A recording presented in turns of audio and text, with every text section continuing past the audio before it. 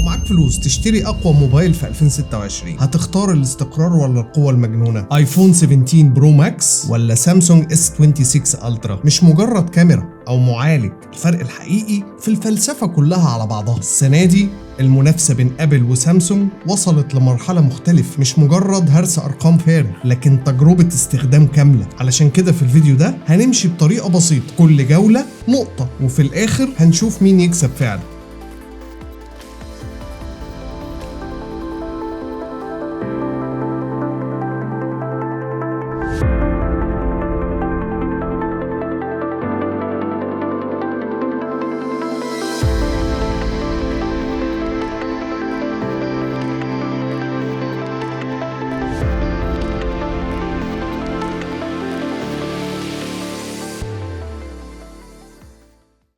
بص اخر بني ادم العزيز، سامسونج دايما بتسمعك. الحقيقة هي بتسمع انت عاوز ايه كويس قوي، بس في الاخر بتعمل اللي هي عايزاه عادي. والحقيقة يعني ابل ما تتخيرش عنها في حاجة، نفس الحدوتة برضه. في سامسونج طلبت تزود الانتي جلير علشان الانعكاسات، راحت سامسونج مقللاها. اتعشمت ان هي تفهم كمان وتعمل لنا مغناطيس بتاع الماكسيف ده في الاكسسوارات، بس حلقت لنا الحقيقة. في المقابل عملت لك البرايفسي سكرين المدمجه في الشاشه. بص عشان ما نجيش على سامسونج، ما هي طبق الاصل في ابل. ذكاء اصطناعي ما عنديش، تحسين سوفت وير مفيش، تقليل قيود وتحرير بلوتوث ما تلاقيش. طب اديني 200 ميجا بكسل الله يسترك في الكاميرا. قال لك لا انا هعوضك واديك ليكويد جلاس في السوفت وير. انت طلبت الكلام ده؟ لا. انا طلبته؟ لا برضه. هي طبق الاصل، انت بتطلب حاجه وهم بيعملوا حاجه تانية. فالحقيقه يعني في العند كل واحد فيهم هيكسب نقطة باقتدار. للحق يعني واضح ان سامسونج ما عملتش كل ده وهي فاضية، ولا ابل بتعند غلاسة كده. اكيد عندهم حاجة في الدرج، اكيد شايفين اللي احنا مش شايفينه. سامسونج S26 الترا وايفون 17 برو ماكس، وش في وش، راس براس. خليني اوضح من البدايه، بطل الحلقه هنا هو السامسونج، باعتبار يعني ان هو اللي لسه نازل جديد. الايفون نازل من شهر 9، لكن الايفون موجود كمرجع حقيقي نحاكم قدامه الجهاز. سيبك ما تنشغلش باللون البرتقاني الغريب ده، بس ما علينا يعني. هو مش هيكون البطل هنا، لانه ببساطه ايفون هو اهم مقياس منطقي لاي فلاج شيب عايز يقول على نفسه الترا. السنه دي الشركتين لغوا التيتانيوم والجهازين بقوا ألمونيوم. سامسونج قالت انها كبرت غرفة التبريد، وقالت ان معالج سناب دراجون 8 إليت جين 5 متعالج علشان يخفض الحرارة وعلشان يكون متظبط بالظبط على حركات سامسونج وعلى عتاد سامسونج وسوفت وير سامسونج. وابل كمان قالت نفس الكلام، بس في S26 الترا واضح كده ان المعالج ممشيش على العلاج. الحرارة دايما عالية في الموبايل، خاصة في الأيام الأولى، والجهاز بيفهمك كده وبياخد ودي مع نفسه، بيلسوع سخن يعني. الحرارة محسوسة جدا من كل الاتجاهات، والألمونيوم يعني اللي حطوه مكان التيتانيوم ما قللش الحرارة ولا حاجة. حتى وانت بتبعت رسائل واتساب عادية الجهاز بتحس بحرارته، ما بيقطعش ولا بيعلق، بس الحرارة محسوسة ومقصرة. الايفون بيسخن برضه، وده طبيعي على فكرة، بس اهدى بكتير في الاستخدام العادي. ولما بتستخدم الكاميرا ما بتحسش ان انت ماسك فرن في ايدك. وعلشان كده في نقطة الهاردوير والحرارة الايفون بياخد النقطة دي باقتدار، والنتيجة هدفين مقابل هدف للايفون. نيجي بقى للشاشة والإضاءة. تحت الشمس السطوع في الايفون وسامسونج ممتاز، ولا كلمة في الاتنين. سطوع هايل تحت الشمس المباشرة، انت شايف كل التفاصيل. يمكن الايفون اعلى شوية بسيطة، او يمكن عشان الحرارة السامسونج قلل شوية، بس الاتنين كويسين جدا تقدر تعتمد عليه. وجودة الالوان الاتنين حلوين، الاتنين طعمين. بس انا نفسي افهم حاجة، ليه سامسونج طالما عندها شاشة جبارة جودتها بتوصل ل 2.5K اللي هي QHD، الجهاز بيطلع من العلبة محطوط على ال HD، ولازم تدخل جوه الاعدادات وتعدل ده بايديك علشان تاخد الدقة كاملة، تاخد ال QHD. طب ما هو انا دافع فلوس ال QHD، ما تحطها لي من الاول باي ديفولت. مش فاهمها دي، بس اكيد ليها وجهة نظر. سيبك من ده، اهم سيلينج بوينت اللي عملت بيها سامسونج التسويق بتاعها كله في الجهاز ال S26 الترا هي البرايفسي سكرين او شاشة الخصوصية. شاشة الخصوصية هي اختراع يا كوتش، مش لازقة من ام 10 جنيه اللي بتتباع في السوق وتركبها على الجهاز عشان اللي جنبك ما يشوفش. لا دي هاردوير، وهاردوير ذكي. يعني الشاشة بتطفي بكسلات معينة علشان تخلي زاوية الرؤية احاديه، انت بس اللي تبقى شايف، اللي جنبك يمين وشمال ما يشوفش. الفكره نفسها على الورق في منتهى الذكاء، ويمكن سامسونج شايفه ان هي دي واحده من الحاجات اللي هتعوضك بيها عن انها ما عملتش حاجه تانية. بس النتيجه ايه؟ النتيجه ان جوده الالوان بتاعت الشاشه اتأثرت كتير جدا بمسألة البرايفسي دي، وعمق الألوان كمان اتأثر. ولو قارنتها ب S25 Ultra اللي فات هتحس ان ألوان الجهاز بتاع السنة اللي فاتت أقوى، ولما بتشغل البرايفسي مود بتبقى أكنك شايل جهاز بشاشة LCD والأسود بيتحول لرمادي، وبيبقى جهاز من 10 سنين فاتوا الحقيقة. بس حتى لو ما فعلتهاش هتحس ان الألوان أقل دقة من بتاع السنة اللي فاتت. ابل بقى في المقابل فشل الفزلكه دي، شاشه ممتازه بالوان ثابته. وعلشان كده هاجل النقطه لاي من الموبايلين للاخر، وهقول لك مين هياخدها وليه، بس خليك معايا للاخر. النتيجه لسه 2-1 لصالح الايفون. ندخل على السوفت وير وتظبيط البرامج في سامسونج. انا ما اكدبش عليك، هو لحد دلوقتي التطبيقات لسه ما عملتش سينك مع الجهاز، مفيش توافق كامل مع السوفت وير الجديد. تفتح برنامج علشان تكتب تلاقي الكيبورد طالع فوق اللي انت بتكتب عليه، فالكلام انت ما بتبقاش شايفه، اللي انت بتكتبه الكيبورد مغطيه تماما، ودي مسألة اوبتمايزيشن كده. فانت بقى بتكتب بالسنس كده، بتخمن انت كاتب ايه، لانك ببساطة مش شايف الكلام اللي انت بتكتبه. لاحظت ده وانا برد على تعليقاتكم في اليوتيوب مثلا. بالمناسبة ما تحرموناش من تعليقاتكم واشتراكاتكم في القناة، ده البنزين اللي بنكمل بيه الطريق. لو بصينا لمنظومة السوفت وير على بعضها في سامسونج S26 Ultra، حقيقي يعني سامسونج في حتة تانية خالص عن الايفون. عناصر للذكاء الاصطناعي، تطبيقات مدموجة في كل حتة بالذكاء الاصطناعي علشان تسهل من تجربتك، افضل بمراحل من ابل، حتى لو كان بعضها العاب يعني او جيميكي وفور فن، بس لسه تعتبر اضافات جميلة بتسهل الحياة وكتير ممكن نحتاجها. ابل لسه لحد دلوقتي اقصى تطوير عندها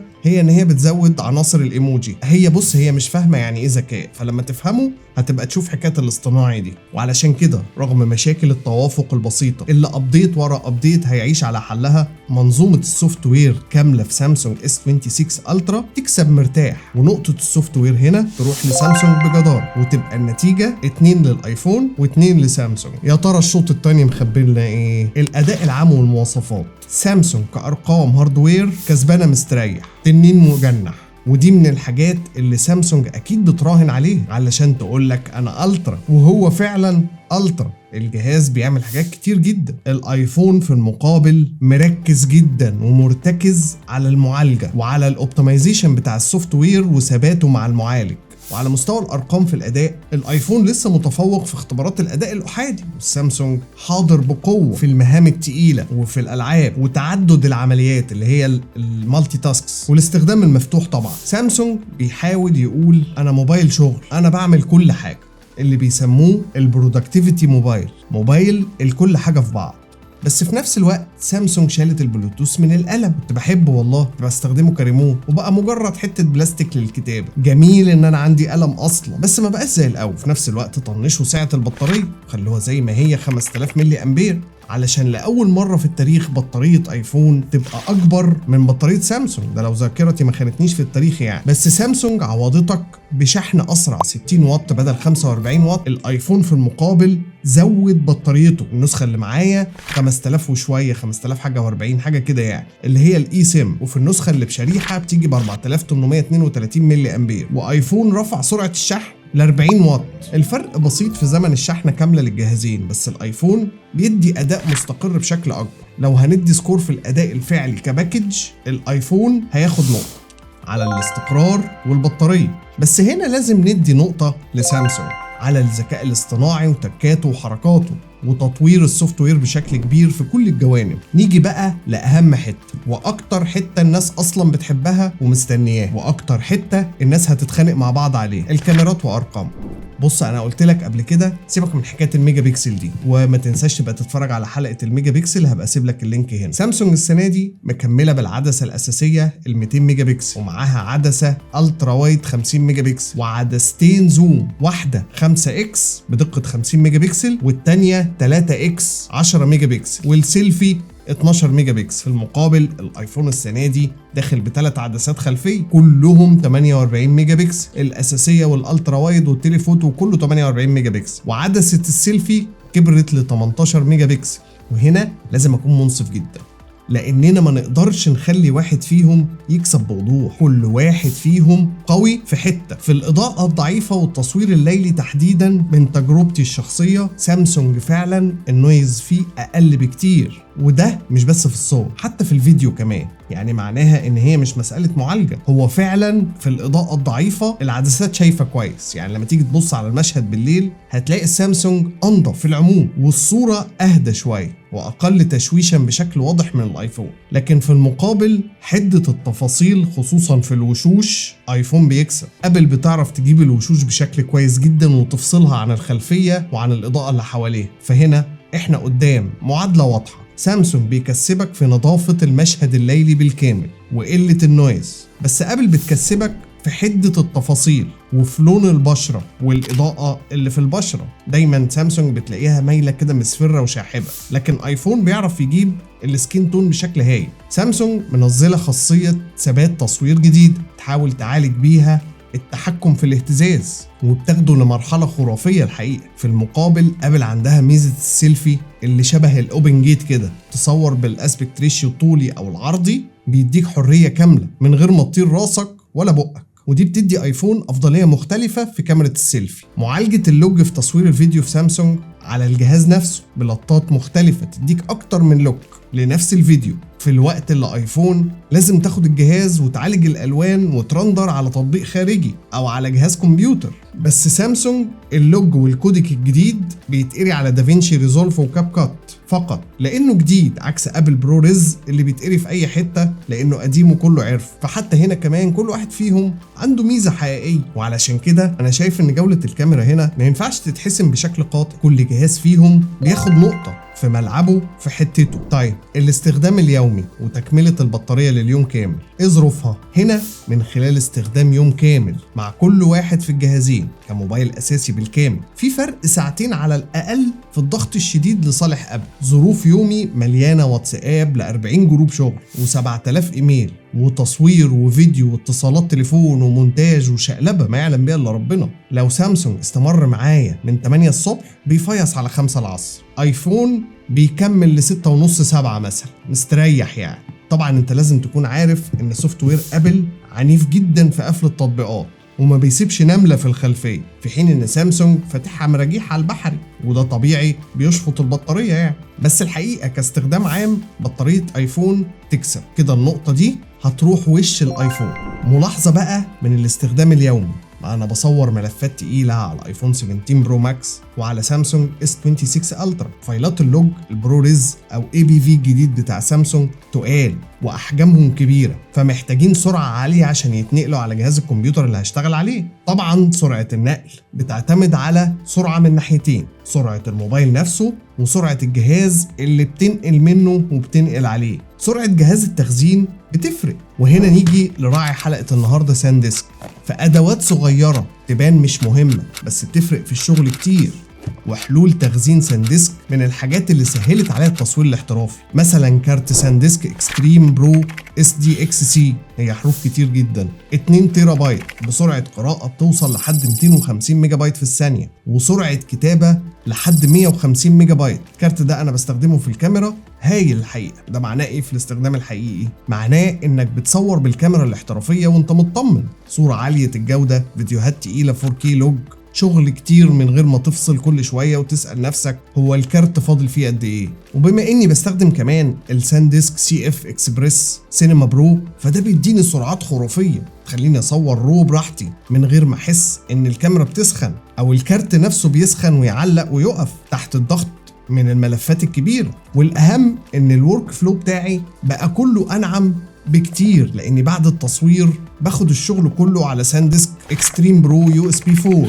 سعة 2 تيرا اللي فيه منه كمان 4 تيرا. ده مريحني جدا في المونتاج لاني بشتغل على الفيديوهات مباشرة اللي نقلتها على الهارد بسلاسة من غير ما ازنق الماك بوك برو او احمل عليه كل حاجة داخلية، وانتوا عارفين هاردات الماك بوك برو يعني. فالخلاصة من التصوير للتخزين للمونتاج، لما الادوات تبقى سريعة وموثوقة انت بتوفر وقت وجهد وبتشتغل براحتك وتطلع احسن شغل. ولو بتصور بشكل احترافي او بتفكر تطور الورك فلو عندك، افتكر ان الحل مش دايما في الكاميرا بس، اوقات كتير السر بيكون في التخزين وفي سرعة النقل بقى سامسونج في حتة تانية، سرعة اليو اس بي 3.2 مقابل 3 للايفون. كمان سرعة تخزين سامسونج UFS 4 تدي سرعات اعلى بكتير في النقل من ايفون. وهنا هندي نقطة لسامسونج على سرعة النقل وسرعة اليو اس بي. هنا بقى نيجي للنقطة الفاصلة اللي قلت لك هأجلها للآخر، نقطة واسطة صاحب القناة. النقطة دي أنا هديها لسامسونج عن مجمل أعمالها على الابتكار،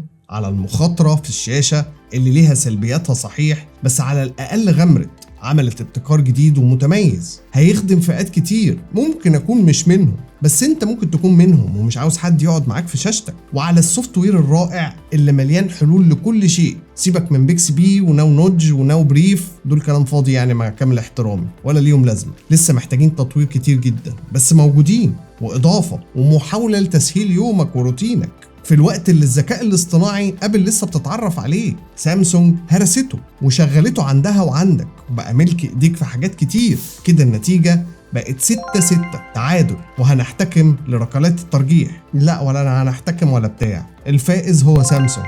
استنى هفهمك، ما هي دي قناتي اللي بدعوك تشترك فيها وتفعل الجرس بالمناسبة. فانا حر، هعلن سامسونج هو الفائز معانا السنة دي. هو كده عفو، مين قال ان حيادي يا جدع؟ لكن في النهاية سيبنا من الهزار وخلينا في المزاح. مين اللي يشتري سامسونج S26 الترا؟ لو انت بتحب النظام المفتوح، عاوز ذكاء اصطناعي حقيقي ومفيد في يومك، ومحتاج موبايل بتاع شغل وانتاجية وتعدد مهام وسوفت وير، اكيد تحسيناته هتحسن التجربة، وشحن سريع وشحن عكسي وكل الحبشتكنات دي، S26 الترا هو جهازك بدون منافس. جهاز مريح، راحة ليك وراحة لبالك. بس نصيحتي دي، لو انت معاك S23 الترا، S24 الترا، S25 الترا وشغالين كويس، ما تحدثش. الفرق فعلا ما يستاهلش تدفع فيه فلوس. ولو جهازك لسه شغال كويس، خليك في اللي معاك، الا لو مزنوق في الخصوصية يعني وبتخبط في الارض برجليك علشان خاصية التثبيت اللي نسيت اقولك انها ما بتشتغلش غير على الكاميرا عدسة الوايد وHD فقط، ما بتروحش لل4K. ولو انت من سكان كوكب ابل وفي ايكو سيستم ابل على بعضها وحافظ مزانقه وحواريه، خليك هناك، ما تجيش لكوكب الاندرويد خالص، الجو فيه حر وهتشعر بالغربة. وعموما انا كان معايا ايفون 15 برو ماكس، ال17 برو ماكس تجربة افضل بكتير في البطارية وبقليل جدا في كل حاجة تانية. ابل ما اضافتش كتير يخليك تجري تغير باستثناء البطارية، فلا تعايرني ولا عايرك. 15 برو ماكس هو 16 برو ماكس هو نفسه 17 برو ماكس. عموما الشركات دي ماشية بمبدأ اللي شغال ما تبوظوش. ما تنساش تبقى تشوف حلقة سر البطاريات من هنا. فانت كمان خليك ناصح، ما يضحكوش عليك زي ما قلت لك في حلقة نصابين التكنولوجيا، هتلاقيها هنا في مكان ما. لو هم بيلعبوا لعبة اللي شغال ما تبوظوش ولا تعدلوش، العبها انت بطريقة لو جهازك شغال ما تغيروش. سلام.